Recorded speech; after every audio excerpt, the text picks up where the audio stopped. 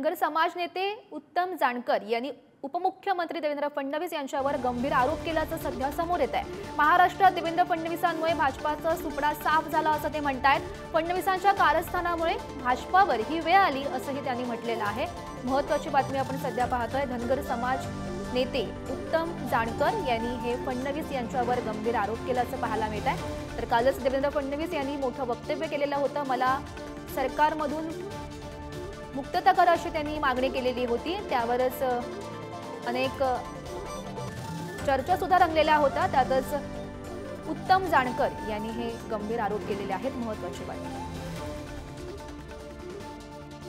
या राज्यामध्ये हे सगळे पक्ष फोडाफोडी, ईडी, सीबीआय इतका म्हणजे या राज्याचं वातावरण एवढं कधीही खराब नव्हतं। निंबाळकरांना तिकीट देणं, राम सातपुतेंना तिकीट देणं, असे कितीतरी निर्णय त्यांनी पूर्णपणे चुकीचे घेतले आणि त्यामुळं महाराष्ट्रामध्ये भारतीय जनता पार्टीचा सापडा साफ झाला।